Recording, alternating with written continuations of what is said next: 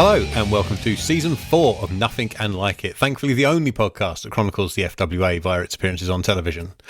To start this season, we are heading back in time, slightly further than usual, as we tackle the compilation show FWA Classics. Just arrived in my police box that's bigger on the inside. I am your host, Kieran Lefort, and who is that stepping out of his DeLorean? We've got to do something about his kids. It's Eddie Sideburns. Eddie, how are you? Buenos dias. Hola. Viva Argentina. Hello, I'm doing not bad. Glad to be That's here. not going to date really badly. Well, Viva Argentina, at least for this, but for the final, I don't care. But for the semi-final, yay.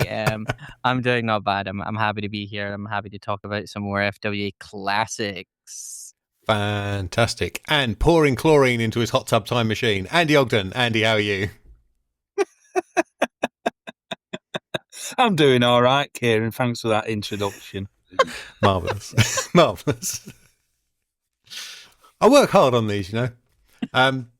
So, FWA Classics. It's a 4-episode mini-series airing on the Wrestling Channel in January 2005, in between actual seasons of FWA TV. So my time is done. By classics, we mostly mean older stuff rather than 5-star matches. And by older stuff, we mean under 3 years old but hasn't previously aired on TWC. This is airing in January 2005. The oldest match on these shows is from February 2002. So it's not like that we're really digging back into the vault. Technically, we should be reviewing UK Roundup as that aired first and contains a lot of FWA footage, but that show has seemingly disappeared off the face of the earth, as we've talked about. Again, I appeal. If you have any episodes of this, please get in touch. We would love to review it and get it into the FWA Files archive. So, episode 1 airs January the 7th, 2005. First thing on my screen, Churchill. Oh, yes. Oh, yes. Oh, yes. No. Woke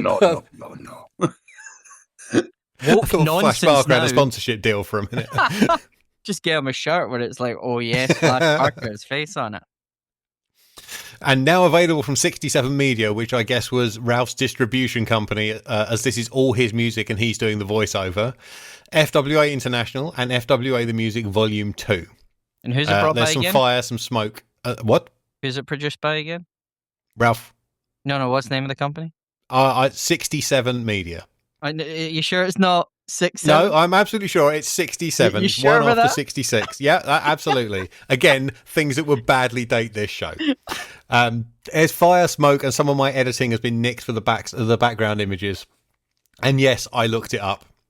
The URL now belongs to a company that claims to elevate online brands, whatever that means. The site only has one working page out of the 4 listed at the top and links only to a site that sells crochet. Sadly, there are no Jack Xavier scarves or Ian Disciple hankies or anything like that. It's just the idea when you see these old websites or like the website that makes these things, and you just would click it and something like random has taken it over or something like weird. Oh, Mate, I'd be partial to a crochet Alex Shane. Terrible. So, opening titles. These are much slower paced than the stuff we're used to, because it uses the old outro music rather than the get excited, it's the FWA theme. Like, there's no momentum to it. It's winding down music. Yeah, it's more like dun dun dun dun dun dun. Yeah, pretty much. that's what we should have as the outro, just him doing that. Yeah. In fact, the opening title music to this show is the outro music I usually use on this show. There's some sped up clips in there and a few clips from matches that are never aired. So there's some clips in this of stuff that doesn't even appear on this show. Oh, wow. Match number 1, straight out the blocks, though, is Johnny Storm versus Juventud Guerrera from New Frontiers, February the 8th, 2003 at the Walthamstow Assembly Halls. It is the quarter-final of the XPW European title tournament. So the briefcase does not exist yet, and the belt never existed. Well, it does, but never appeared over here. The 2 quarterfinals in the XPW half of the bracket was Psychosis over Simon Diamond and Jerry Lynn beating Chris Hamrick. And on the FWA side, Zebra Kid and Robbie Brookside went to a double count out on this show, which puts the winner of this match directly into the final.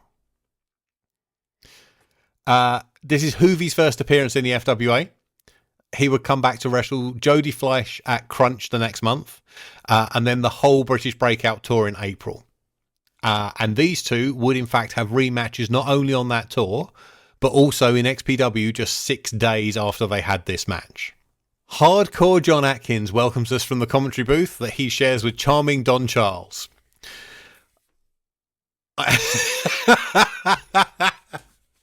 I'm going to leave this air open for any comment from my co-hosts.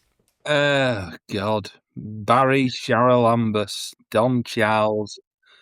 My God. I did think he sounded like is it the sketch off like Harry Enfield or the Fast Show where my name is Barry Cheryl Ambus and I'm a nosy neighbour. You know, like Michael Payne. Oh. Okay. I was thinking of Dave Angel Eco Warrior, or whichever the Eco Warrior one. Oh, yeah. But I'm sorry, like, I love John Atkins, but fuck me, this commentary was woeful. We're going to talk about it as it goes along, but this is just not for me. I was not a fan of this commentary at all. Oh, Eddie. I will say he's Dom Charles. He's taken over the commentary. He's taken over the editing, and he's fucking bad at both. Yeah, like Atkins is like Atkins gets flustered, and like I understand that, and because again, it's not his main role. He's mainly a ring announcer, which is fine. Don Charles is. I've put Don is bad. Like SmackDown, just bring it the video game bad, where it's like Taz is going for a move, and it's like every time he has to keep saying John Atkins' full name, and there's just as this show went on and as both episodes went on, he just grated on me, and I could tell you it's just that when I heard the boys were back, and by that I mean Nick London and Tony Giles, I might have cried. Like genuinely, I was so happy. I was like, please don't ever leave us again, Mum and Dad, because the uncle is drunk and pissing in the in the living room, and it's not good for anybody. Just honestly, it's so bad. And the thing is, Kieran's gonna say now, because I want to know it. Does he return? Is it a permanent commentator? I don't know. I honestly can't remember. I have seen so little of FWA on TWC season 2 that I can't remember who's on commentary. It's John for sure. I think it might be John Atkins and Nick London. I can't remember. But unfortunately for you, you have these 2 episodes and you have 2 more episodes of Charming Barry at the very least. Oh, Christ. Well, it's been a great run, season 4. Thank you for having us.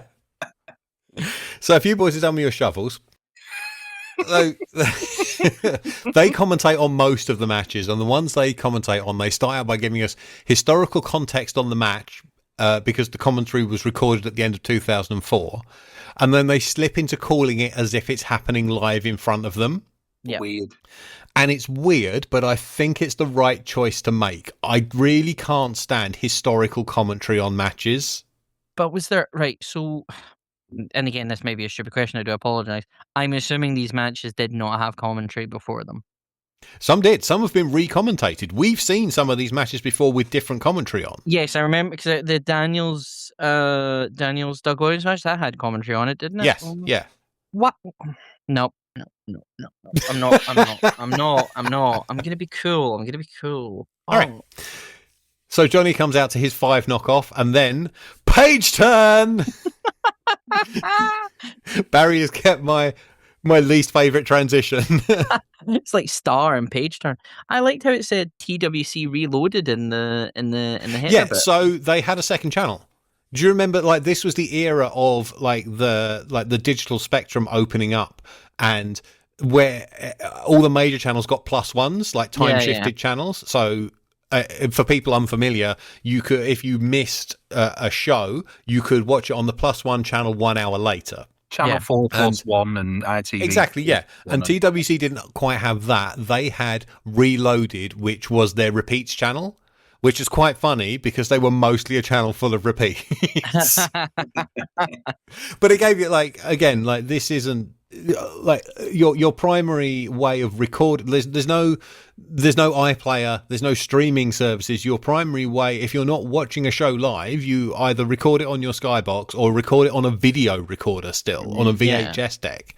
And if you didn't have a tape or you didn't want to do that, or you forgot to do that, you would then get another chance to watch the show on this Reloaded channel. No, that makes sense.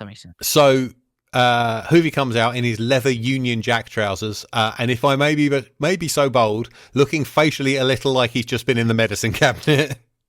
Like, those eyes have seen some things. And those things are currently dragons dancing on the top of the heads of the crowd. He's very much got that demeanour on this match of I'm collecting my wage. A little bit, maybe. Because he's enjoyed himself in the medicine cabinet with a cowbell. Yeah. yes. I don't know whether it was Union Jack. I was like, when he came out, I was like, is that Union Jack? And I wasn't quite sure. And then, it's half. If he put his legs together, it would be. It's like half on each leg. Yeah. So page turn, no bell. Here we go. I thought it was quite funny that on camera, this venue looks almost identical to Brent Town Hall. Mm-hmm. They look so similar. The hard cam is horrible. Different white balance to the floor cameras and much darker. Also, either the ring is off center from the room or the ramp is off center from the ring, but someone didn't have the tape measure out during the setup. Xavier is mostly on top in the early going. There's a nice spot where Johnny slides between his legs, but Guerrero sends him outside with a TNA kick as soon as he's up, and then wipes him out with a plancher. You get to take a drink because they mention Pat Roach. This is the show where Pat Roach came out with his big list of rules and where the red and yellow cards were introduced and that kind of thing. I do love how Don talks about Roach introducing the 20 count, and he's trying to talk to John Atkins, and John Atkins just no-sells it. And it's like, oh, look, it's not bad, the 20 count. And it's like, John Atkins just, and now we're carrying on with it. And it's like, brilliant. Yeah. I think you could do, if you're going to lean that way, you could do moving your mic a bit closer to you. I'll just do it here. I won't move too much. Cool. I'll just stay up here. Storm's comeback starts with him running up the turnbuckles into a moonsault and then hitting his wheelbarrow DDT. Xavier, though, wrecks him with a torture rack spun out into a sit-out powerbomb, which John correctly identifies as the Tower Hacker Bomb. I must have told him that, unless he'd been watching a load of Lioness Asuka tapes, because that's her name for it. Storm gets a drop kick out of a pop-up that sends Xavier to the floor, where Johnny follows up with the trademark Escalera Cannonball.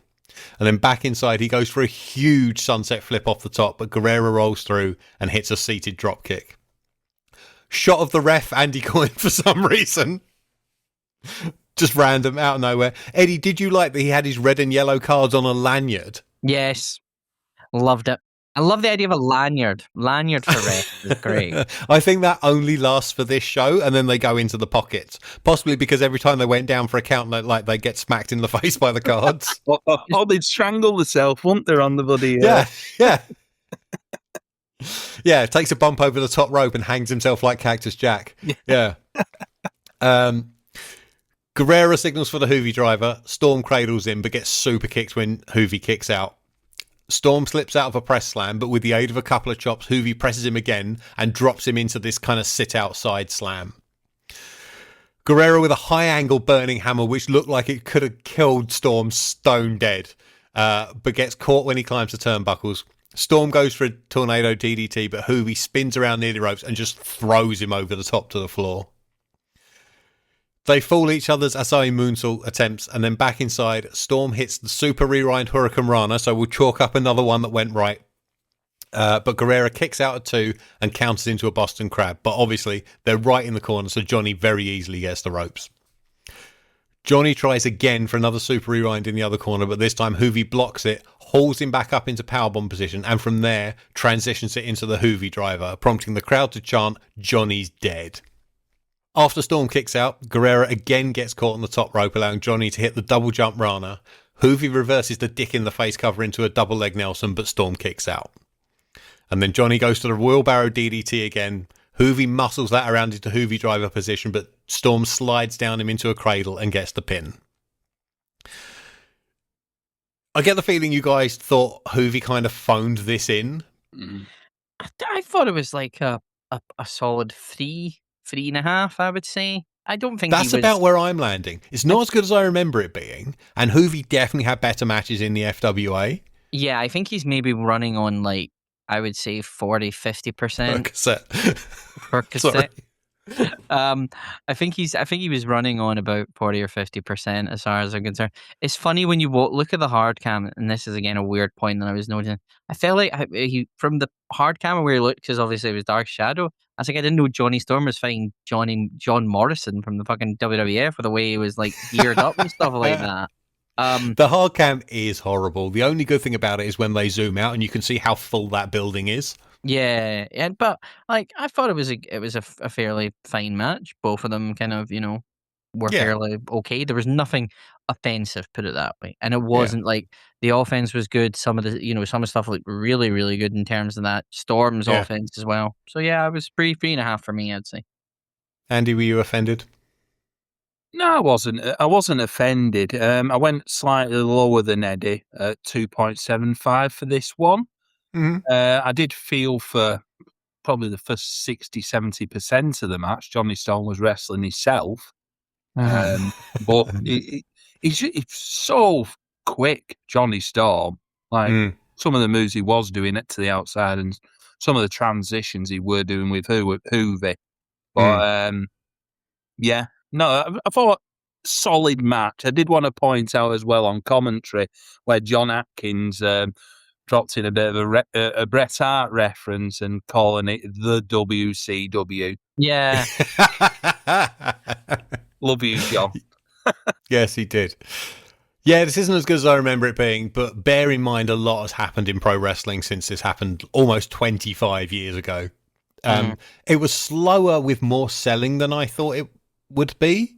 And unfortunately, the crowd wasn't that into that because like the FWA crowd are the crowd that likes fast-paced action. I did think, though, the big moves looked very good, and the last couple of minutes from the Super Rewinds onwards was a really good sequence. Yeah, build up to the end was quite good, I would say. Yeah, I settled on 3 in the end. Plus, Kieran, plus as well at this time, I was just thinking Hoovy would have been doing them World Wrestling All-Star shows. I think this is after those. Yeah. When was this again? Yeah, no, it will be after those because TNA exists. Yeah. So he would be doing the occasional TNA then stuff. Yeah. Yeah. I had a quick look. He was mostly just still in Mexico. Oh.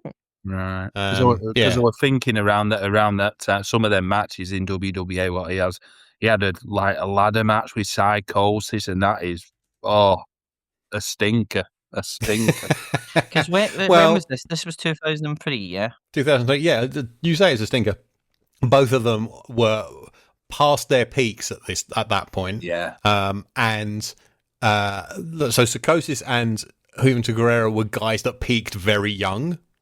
Like they were incredible in their first few years, and they tailed off because of the style they did. Like Psychosis in particular took some unbelievable bumps in AAA.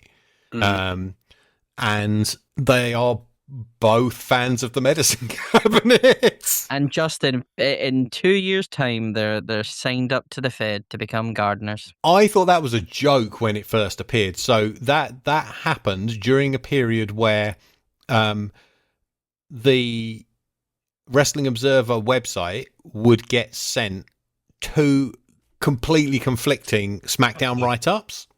And one of them would always sound fantastic, and one of them would always sound shit. And this went on for a few weeks, and it would turn out that the shit one was the real one. And when they debuted, they would just like the report went out. It's like, like Psychosis and Juventud Guerrera like debuted as this incredible tag team. They had a brilliant match with so and so, blah blah blah. And then the shit report had these 2 fucking idiots came out on a lawnmower. And like people naturally assumed that was the fake one, and then saw the taped SmackDown as it aired, and were like, "Oh shit, what has happened?" Because that was the type of SmackDown where it was like that stuff. You had the juniors, the minis division, and all this other stuff, and Paul Burchill being a pirate, Yeah. Hoovy does a little TNA in 2003 against Joey Lynn. I think X Cup as well. Yeah. Yeah, he's in XPW a lot, but the main home is CMLL, and then he jumps to AAA in the middle of the year, and then towards the end of the year he's in Noah. All right, we go to our break, and when we come back, it is Doug Williams versus Christopher Daniels for the FWA title from Crunch, February the 1st, 2002 at Broxbourne Civic Hall. I don't really see the sense in getting into the nitty-gritty of matches we've already reviewed. There's no point in us going play-by-play through all these again. If you want to hear what we thought of this, you can listen to Season 1, Episode 8, Just Incompetent. The difference between that version and this version, though, is the commentary. So it's John and Barry instead of Nick London and the shit Geordie. What would you prefer, Andy? You get to choose. You get Charming Don Charles, or you get that Geordie fella. Geordie fella. You take the Geordie. Yeah, right. more warming. This my last note on this match is, God, Dom Charles is fucking dreadful on commentary. But this match, Oh God, he's gonna phone me. no, it can do. Yeah, because it's not you. But this match, and I think you said, Kieran, you enjoyed this match on the first watch. Well, Yeah, you put a little note in our group chat which intrigued me. So how did you feel watching this again? I felt bored. Really? I felt really bored. The most interesting thing in the first 10 minutes was Lynskey and his dad pants. Because when we reviewed this before, we were all really high on it. Like, it was one of the best matches we had. Actually, up till that point, it was the best match we'd seen. It must have been on an episode where must have been some bad match a summer, because it's against it. We're going to get to see the other two matches that aired alongside this one. One of my lines is chinlock, headlock, net breaker, chinlock, page turn. I just didn't like it. It's not just a commentary. I switched off from it. Wow, interesting. How did you feel, Eddie? My first comment on it is shitty Pants For Lynskey. Seen this before. In that they're rubbish pants, not that there was a stain down the back or anything. But I got John Atkins was angry at Don Charles a lot. I gotta say, the highlights of the commentary were when John had just about had enough of this shit. Oh yeah. It winds John up to the point where he can't take it anymore, and he blurts out, "Do you ever listen to the words you say before they come out of your head?" Yeah, I like that. Praise to you, John. And then later on, Atkins uses a big word, and Charles says, "The dictionary that John Atkins swallowed before we went on air makes an appearance," and John fires right back with, "Better to swallow a dictionary than a dozen steak and kidney pies." Yeah. And Charles is like trying to come back with, like, "I may have eaten all the pies, John." And John's immediately, "You didn't just eat all the pies, you ate the man who was selling them as well, by the looks of things." Fucking hell. It's very much the banter between like Charlie Nicholas and Jeff Stelling from from Super Score Saturday, wherever it's called. Fuck, I can't remember. Eddie, it's a bit like Paul Heyman to Jim Ross in it from yeah, my era of the Fed, where he's just winding up JR and just like, I mean, one thing I've put good match, so I don't think it's soured on me completely. I have put, don't you remember when FWA title matches were for one fall? What a time, given what we were going into at that point. But yeah, I feel like Don Charles has to say John's full name or nothing. It's like every time it's like John Atkins, and then sometimes you'll say Johnny, and it's like John Atkins. I'm like, mate, just call him John. Like, you don't need to call him anything else. Just call him John. And again, it just reminded me, I fucking hate. I'm sorry, Mr. Sharon Lambus, but I'm not really sorry. I fucking hate Don Charles the character. I still like this. I still thought this was really good. And now if you head to the FWA Files YouTube channel, you have a choice of 2 different versions you can watch. Choose your shit, commentator. Udanogi. Oh, no. You wrong. He called it a you wrong. You wrong. I will never forget that. So John throws to Nick London and Tony Giles for London to talk us through FWA Aftermath, which is just some extra footage from after the match. I've watched all 4 of these episodes, and across all 4 episodes, none of it is stuff that can't be seen elsewhere. Do people remember Eddie coining the phrase, "the past is in a tiny box"? Yeah. From when we did the flashbacks. Right. Never has it been more true than here. So, we will all have watched this on modern 16:9 TVs. There's box number 1. The picture is 4:3, so that's box number 2. The frame for this is all CG turbulent displacement rolling flame background with a pair of scaffolding bars that basically cut the top and bottom quarters off the picture. So that's box number 3. In the middle of this is another 16:9 frame, also made of scaffolding, which is box number 4. And inside that is the 4:3 picture showing you the bonus footage. This is less the past is in a tiny box, more the past is the prize in a game of pass the parcel. 5 boxes before you get to the actual picture. Russian dolls, but the past. Absolutely that, yes. It is the horrible graphic design of early 2000s wrestling, which was all red, black, scaffolding and fire. It's horrible. It felt to me like, the background on WCW Monday Nitro on PS1. Yes, you're dead right. It does look like that, yeah. You're expecting Alex Wright to pop out the screen and say, "Hey, pick me." I tongue, this is Alexander Wright. During this segment, though, London tells us that next week we get Jodie Fleisch versus Flash Barker, Jack Xavier versus Easy Money, and The Family versus Alex Shane and Nikita. And then the quote-unquote main event of this episode is the Duke of Danger public workout / peasant thrashing, and I've got a note here that says find slow show / date, and I didn't bother. I think it's from Hotwired 2003. I can't be asked looking it up right now. Yeah, I'm it's sure it's in the 2003 episode we did with Ben. Yes, I know we covered it on the 2003 episode. Yes, season 2 episode 4, Shiny Pants, if you want to go back and hear what we thought of this. For my money, still the best non-wrestling segment in company history. I will always adore this. And the aftermath segment here is just the peasants selling and helping each other out of the ring. Any further comment? It's identical to what we watched before. There's not even new commentaries to take the piss out of. And we then go to the FWA Fact of the Week, which is Doug Williams has successfully defended the FWA British Heavyweight title against Juventud Guerrera, American Dragon, Chris Daniels and James Ty in the year 2003. That's what the text says, but John's voiceover correctly also drops in Chris Hamrick in the number of people that have been beaten. We then go to credits where my name is spelt wrong. Thanks, Barry. And I am going to laugh. Sorry, that is in big capital letters. It goes public workout and then it goes Kieran's name spelt wrong. Yes, I'm also going to laugh every time at the 5 very pathetically and obviously pasted over the 4 in 2004 on the copyright screen because it doesn't line up with the other text and the white is too bright. Would you have asked for your name to be ripped off of this? I had no idea this was going on. So, because one of my questions was going to be, did you watch this at the time? But I'm assuming no. So my YouTube playback tells me I had watched these before because like you get a red bar under stuff you've already watched. Yeah. Apparently I have watched these before, but I had no memory of them. I certainly didn't watch them at the time. Like I was done with wrestling at this point. No, because I was wondering, and just imagine you throwing something at the TV, going, "My name's spelled wrong, you dick." It's also on the credits. Kieran is the only word spelt wrong. And so to episode 2, aired January the 14th, 2005. And we start with Jodie Fleisch versus Flash Barker from Crunch, February the 1st, 2002.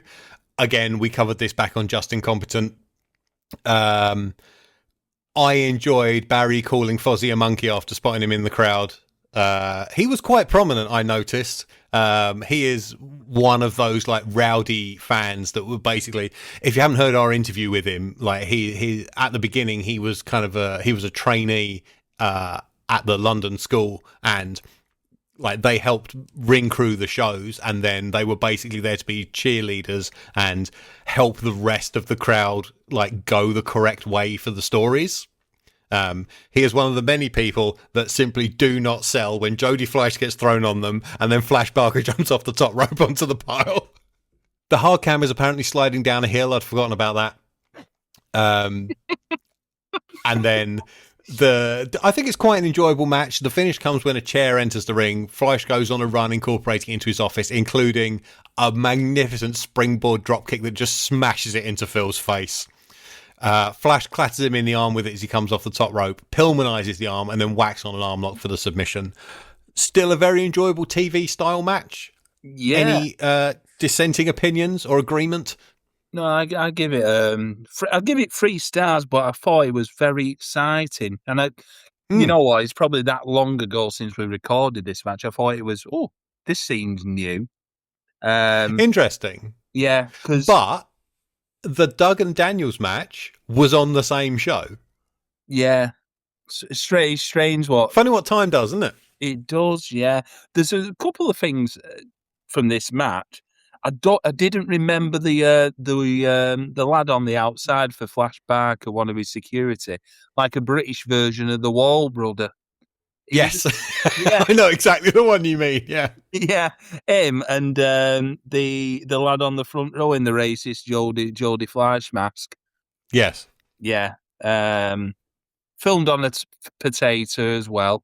The quality of this, but don't forget this is also off a VHS tape or off a Skybox that's gone through YouTube. Yeah. Like it's not. We are not watching this in the best possible quality. We're not. But I enjoyed it. Enjoyed it as a nice short match. 3 stars. Yeah, I would agree. I don't have any real issue with it. I did enjoy I've got some of the commentary lines, which is "Holy no, great Scott." So John's favourite movie is Back to the Future. Yeah, and he would try to get Great Scott over on commentary whenever he could. He's got to be smelling blood. And then I've got arm work. Yeah, I thought it was fine. It was we've seen it before. Dawn doing the whole beginning fans, you're all morons, but just was like, just go away. I'm really wanting you to go away. But yeah. So, a very poorly audio mixed Easy Money spends most of his promo time backstage at Broxbourne talking about how he's going to fuck some women. My next comment says, shave those sideburns. This is an undercut that practically goes all the way to the top of his head. After the ad break, we get Jack Xavier versus Easy Money from Hotwired, September the 21st, 2003. Commentary claims Easy Money is a former ECW Tag Team Champion. He isn't. The opening is the standard indie we are on the same level stuff. Money goes to the money clip, which you now know as the buckshot lariat, quite early on, but Xavier catches the arm and pulls him into the jackliner instead for a 2 count. Engelbert Zachariah Money then heads to the floor where Xavier hits a moonsault off the apron and we get a dual screen replay while Gadge and his friends chant FWA in the live screen. This match is taken directly from Sumner's horrible Hotwired VHS, so stuff like that split screen is burnt in. That's not a Barry effect or anything like that. The other thing that's burnt into this is the thing I remember this match for. The editor completely missing both Easy Money's successful money clip back into the ring and Xavier taking a backflip bump off it. Do you see why Sumner's did not get the TV gig? Yeah. How do you edit that out? I did enjoy that the commentary had to apologise. It was some awful camera work there. Yes. Just bury the camera work. Why don't you guys? He's burying the wrong person, but someone deserves to get shoveled for this. So Money stays in control, getting a 2 count off the Electric Dream, which is his elevated crossroads, and he starts playing the heel in the corner. Xavier mounts a comeback with a surprise Frankensteiner, a hip toss, clothesline, standing moonsault for a near fall. They go outside for absolutely no logical reason, just so Jack can hit a flying Rana off the apron. You could cut this out of the match and it wouldn't make any difference. It's completely pointless. Jack takes a full week to go up for a top rope moonsault, so of course he misses, leaving him prey for the shockwave, which is Easy Money's Tajiri style elbow. Don't ask me how I know the names of Easy Money's moves. Somehow they're imprinted in my head.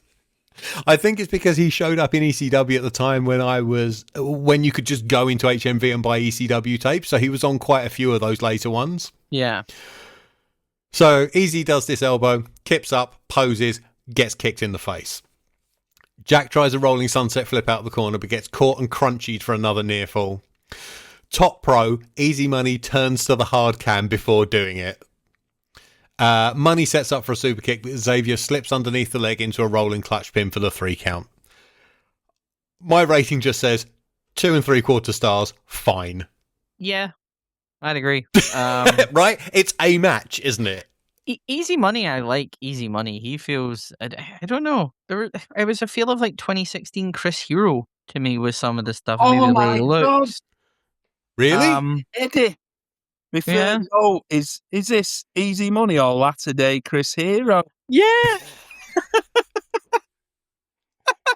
It was just because, like, the way he looked and the way he was kind of moving around. Because obviously with Chris Hero at that point, he kind of had like the bodysuit on, or normally like the basketball jersey or whatever, the gear like that.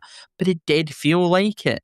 I thought he was fine. Like, I liked the Billy Goat's Curse and then the elbow drop they did. That was quite good. I enjoyed that kind of stuff. And then the kip up and then that. I just call it the Billy Goat's Curse because I love Colt Cabana. Yeah, thought this was okay. I wondered, like, it sounded like the hard cam was near someone else commentating, because I could just hear kind of bits. It might just be me.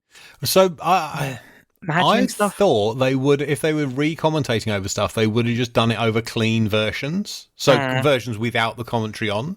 I couldn't hear this, but maybe like they just talked over the old version. Or maybe there was just someone chattering away near the hard cam. I don't know. Yeah, well, again, we're not surprised about that. But Sumner's, like the tape Sumner's did, the audio work was unbelievably bad. Like that, you know how quiet Easy Money was during this promo? Mm-hmm. That's direct off the tape. Yeah. And Barry just hasn't fixed it in the edit.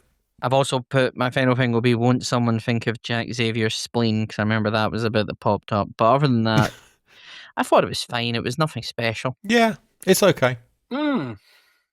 That face, that's the face of a mischievous gremlin of some kind. Go on. I will say, I think this might be, it's either equaling or maybe topping. It might be the best Jack Xavier match I've seen. Really? 3.5 stars out of 5. I thought these two worked well together. Easy Money. You remember him from ECW, obviously, flashy moves guy. He's very much, he's a backyard wrestler, isn't he? Oh yeah, yeah. He's nothing but flashy moves. Yeah, he's all flash and nothing else. In actual fact, this is him toned down from like 3 years previous in ECW a bit, and like he was in WCW for their final month as Jason Jett. Yeah, as well. Yeah, but if you look between what Easy Money puts out here and what Juventud Guerrera puts out in the previous episode, you think this man's earned his money. And I think I probably said to you guys about Jack Xavier having a resemblance to a mid-2000s pop star, Dane Bowers. Yes, because you were watching the Katie Price documentary. I was, yeah. I was like, oh, I could imagine Jack Xavier with Katie Price at the time. Kiss of death, Katie Price. Maybe that's where his career went. I think as well, because one of the things to your point about is that's the difference in import. Because if you look at it, Juventud has had probably a bit more smoke up his arse from people and stuff like that, and kind of things like that. Whereas Easy Money maybe hasn't had that. So Easy Money probably comes in with a bit more hunger than probably Juve would. Yeah. So maybe that's why you've got that difference in performance. Easy Money isn't selling the number of tickets that Juventud Guerrera is. No. And at their best, who do you think is the better wrestler? No, of course. Easy Money. Yeah, Eddie. He'd probably be someone, you think 10 years down the line, that'd be someone who'd be on a PCW weekender. I know who he was, but an Easy Money would be in there with Martin Kirby for 15 minutes and it'd be best. I remember thinking when he was announced, we're running out of ECW guys now. Yeah, well, they're either now being slowly shifted into they're out of the invasion at this point, aren't they? In WWE land, so what? I would feel like they were never going to pick up old Jason here. No, but I think from what I remember reading is that he did get his contract was brought over, and he went into the the Heartland one, the one that I think is trained by Les Thatcher, and basically just never made it out of that. So like they obviously saw something, but he did feel he'd been in HWA in 2001 and 2002. Yeah, so I feel like he's one of those guys who would have fitted Ring of Honor in kind of a way. Yeah, Maybe. He did do Ring of Honor. So like he is that type of character, and if he'd kept, I mean, again, I don't know what his career happened and what happened where it went, but it felt like, you know, if he kept going, probably great. Yeah. So this is August 2003. He was in Ring of Honor in December 2002, and then February, March, and April 2003. Ah, so there we go. I just kept thinking about his name and kept thinking about singing "Easy Lover" by Phil Collins. Easy Money. I think I prefer the Jason Jett name to Easy Money. Then you go Jet. Ooh. He also used to wrestle as Steve Skyfire. Oh. That's some name. Like a porn name, that, doesn't it? Contafiction Boy was Steve Skyfire. So we have another outbreak, and then our main event is Alex Shane and Nikita. Remember those memories you left alone? Well, bring them back, because the family who they are facing are Paul Travell and Ian Disciple. Hey, the return of Bacofoil pants. This is from August the 21st, 2003 in Newport. My first note: God damn, this venue is horrible and the ring looks tiny. Yep. How the fuck was this put on television? It looks like there's no crowd in it. It just looks like a show you've done for trainees with nobody making it. It's absolutely horrible. And I'm guessing the reason this match went on TV was because it's an Alex Shane match and they've got to get Alex Shane on telly. There are at least 2 matches on this show that are better than this one. Yeah. Like, where's the Jack Xavier versus Jody Fleisch match, which is really good, and where's the 3-way main event, which was Flash Barker versus Doug Williams versus James Ty, which is Ty pinning Doug shortly before Uprising 2, where he gets his title shot. My second note says I can't be asked reviewing this one.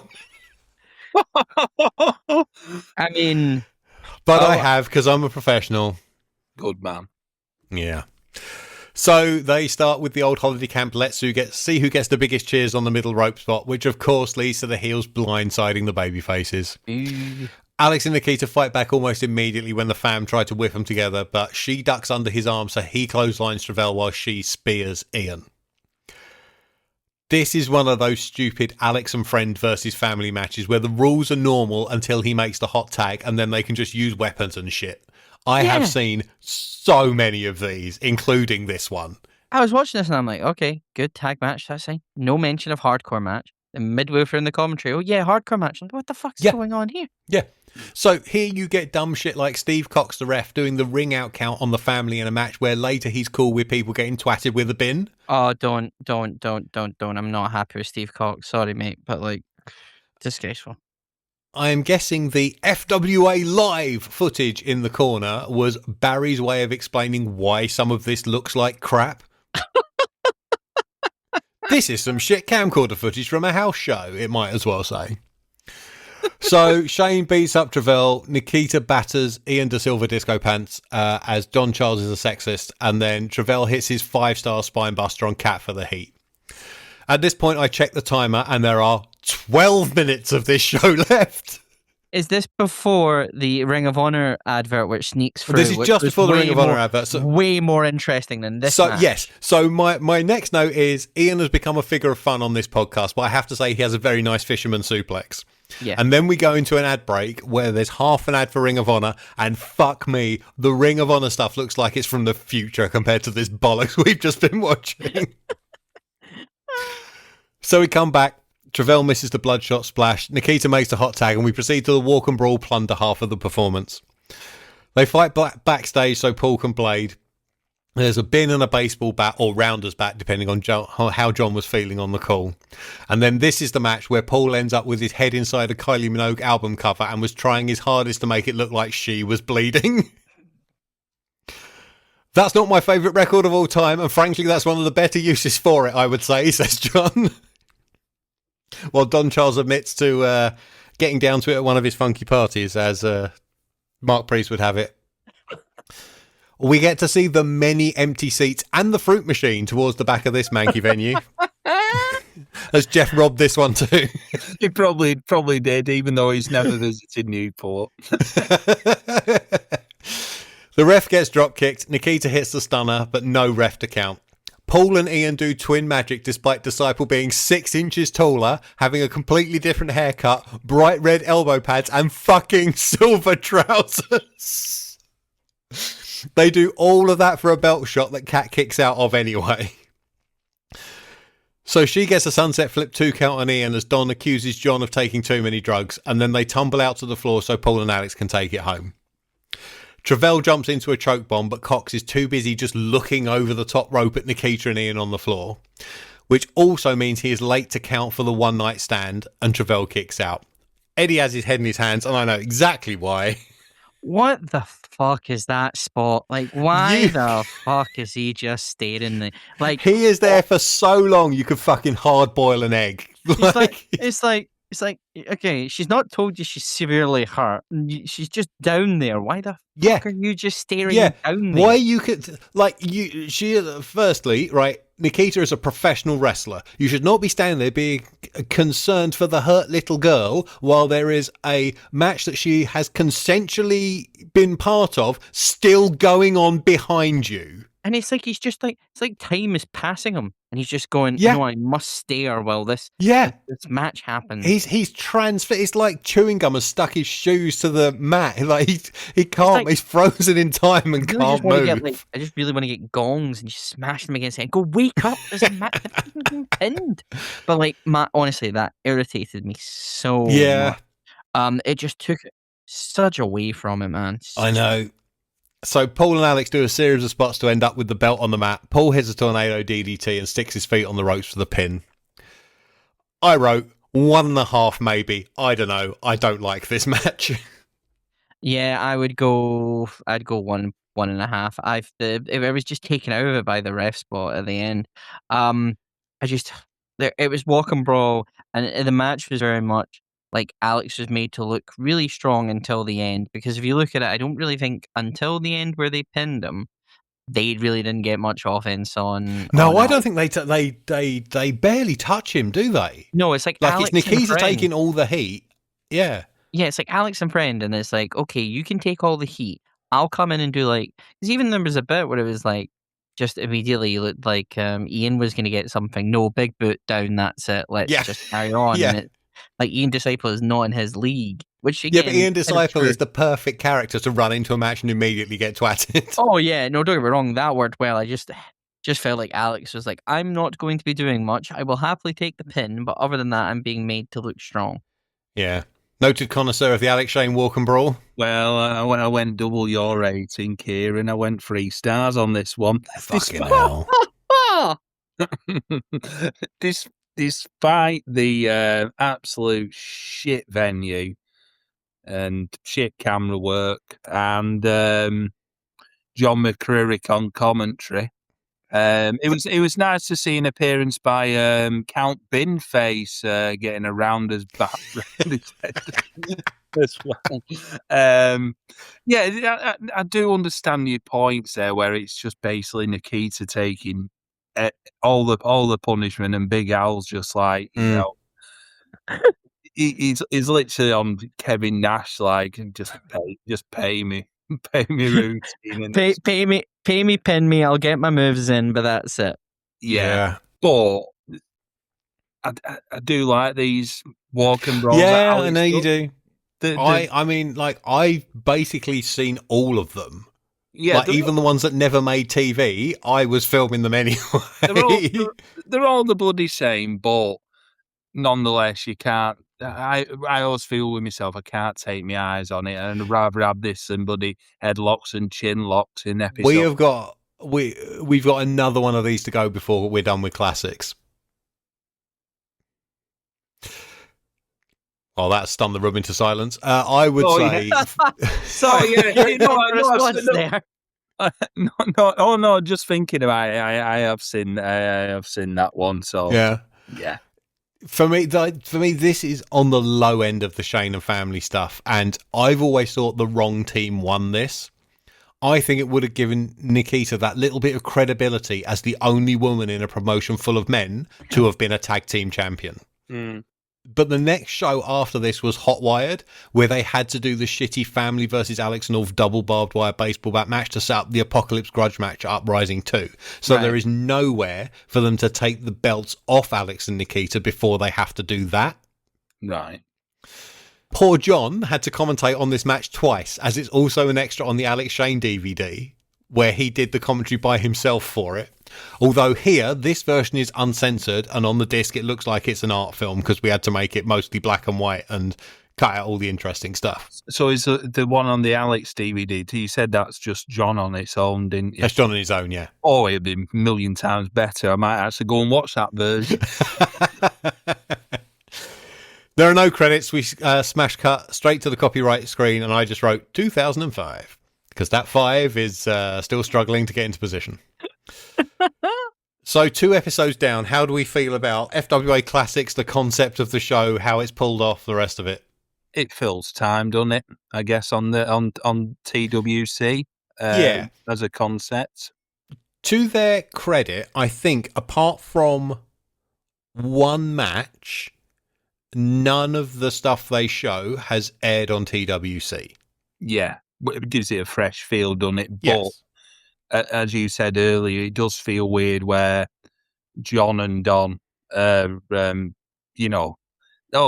this is a match from 2002, and then their voice just transports to 2002. I think it would have been better, rather than trying to transition in the commentary, if John, for example, had done a standalone intro. Yeah, and then go into then it. like with an obviously different kind of processing on his voice to make it sound more like a voiceover. Or like where he was in the in the void all them times. Well, yeah, I guess like they didn't have the time or budget or knowledge to shoot anything. It was easy just to sit him in front of a microphone and do it. Or even because they've clearly had Nick London record some extra stuff, have him do intros and then say, and now we go over to John Atkins and Don Charles for commentary. Yeah, no, that'd be good. But I'm happy that we got to see that easy money match against Xavier. I did enjoy that one. I thought the episode 2 is miles better than episode 1, but yeah, as we've always stated, apart from John, the commentary is toilet. Hashtag not my FWA commentators, other than John Atkins being a good presenter and ring announcer. The concept is fine. It kind of fits what, it's looking back into the archive of FWA and focus on classics. Interesting word on classics, obviously, but again, obviously they're more so using unseen stuff. Yeah. So, And like, I guess, I don't know, maybe they couldn't or didn't want to show anything from the Portsmouth run. yeah, well, Maybe yeah. that's too far out of time for them because, like, the roster has changed a bit since those days. Yeah, I think it was fine. It's interesting because they've taken, like, so in the first episode, they've got Fact of the Week or whatever it was. Then the second week, no, we don't get that. First week, we get credits. We don't get them in the second. So- it's testing stuff, but not including it or carrying on. Not necessarily. I think that's just a time thing because, as I've said, I've watched all 4 and both of those things come back. Okay, well, that's good then. That's good. Because, like, this one, as I said, like, runs right up to the copyright screen. So it must have been, like, there is no more time to fit anything else in. Okay. Yeah. The fucking tag match goes about 20 minutes. Mm. It's so long. Yeah, well, if you're the executive director of the company, you're going to get those 20 minutes. Yeah. I mean, my question is, what did you think of it, Kieran? Because obviously this is the first time you've properly watched and done notes on it. I think it sucks, but in a competent way. I don't know how to describe, like, it is a show. It is not a tremendously well put together show, but it's so hard. I don't know how to express myself right now. I don't think it's very good. it's low budget as fuck. It's clearly a time filler, but I wasn't mortally offended by anything.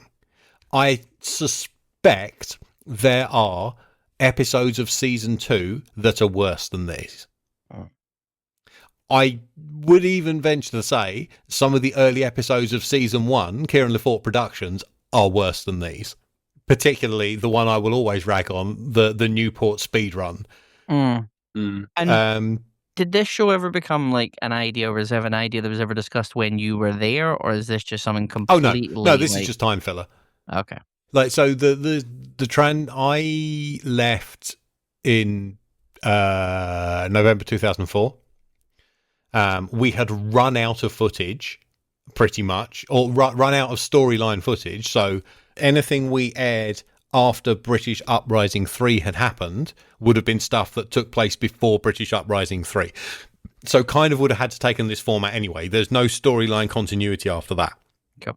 Gold Rush is only 2 weeks after Uprising 3. And with me saying I'm fucking out of here at Gold Rush, there is no time to get Barry up to speed on editing a television show. Can't we tell? So Roundup and Classics are sort of his training and learning ground of how to put together a 45-minute television show. Hopefully to the frame. If I had to suffer, I hope he had to suffer too.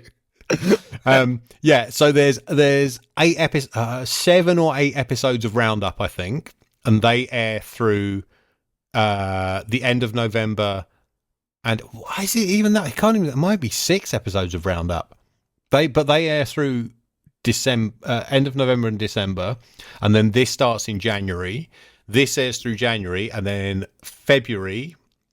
Although maybe there's a month off. I don't know. I'd have to look at my time again. But yeah, when this finishes, like the TV season 2 starts, and it's matches from Gold Rush. And both of those Roundup and obviously Classics are 45 minutes to the frame. Yes, yeah, it's all, everything is to fill a 1 hour slot on TWC. If we are finished, Eddie, what is the update on the tournament? Well, there's a lot of legal battles going on, but I'm working it. We'll make it work. I will get more comments on it shortly for the next episode. You can find me on Twitter at KoadaKicksBest. You can find me on Blue Sky as well, Eddie Cyber. I will plug the Grapple King of the Mountain show I've got, which is the career of Katsuyori Shibata from 2004 to 2017. So yeah, I've got some matches to watch and some really interesting points to talk about. So very excited about that. But other than that, thank you for having me. I'm coming back, right? I'm not getting replaced by Don Charles. And can you hear that, Andy? There's this weird sort of tinny ringing in one of my ears. Dickhead. Of course, you're coming back. I'm actually glad Barry Charlambus replaced you. So I mean, what? Sorry. You're gonna get him to do it again on this show. Next week, you can find us with Barry Charlambus and Andy Ogden. Oh, no. That'll be your hell. Barry Charlambus and James Ty and just you, Andy. That'd be a great show. In a room with a locked door. Andy, what's going on with you on Graps and Claps? Yes, you follow my podcast, Graps and Claps, at GCP Podcast 1 on X. You can't follow me on there. I'm still suspended. Fucking hell, that's been going on for months. I'm just not bothered now. I'm fed up of messaging Elon. He won't let me back on there. On my podcast, just had live reviews from Resurgence recently and Grand Pro Wrestling in Hinley. We've also had episode 3 of Mark Rocco's Tash with Kieran, where I've just recently found out the man in the chicken suit had a Hollywood film made about him and won a BAFTA. Yeah, the man in the chicken suit didn't win a BAFTA. Yes, you need to listen to that episode to hear about the chicken suit. And I think by the time it hasn't been recorded yet, but by the time this comes out, we'll have also released episode 4. Yes, we will have done. And yeah, you can go and listen to the back catalogue of that, all the Reslow stuff, UWA Transatlantic, all the episodes of Shite, which got another episode coming up soon in the run-up to All In, which is me and Matty looking at the storyline between MJF and Adam Cole leading up to the first Wembley show. I have moved us off Linktree because they are now feeding everything you do into the DALI AI model, and that can go get fucked. So you can find everything to do with this show at fwapod.card.co. That's card with 2 R's, fwapod.card.co. We're on Twitter, Blue Sky, and YouTube at FWApod, and Instagram at fwa.pod. And as for me personally, I am Kieran Edits on Blue Sky. Thank you very much for listening. Next month, even more classics, and there's 2 things you can do about it. Show me the money! All right, gamblers, step right up and bring your money.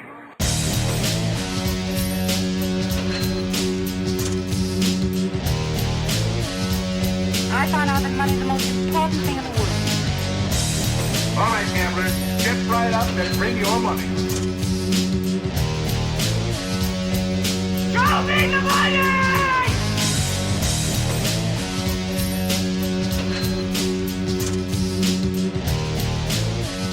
$1 million.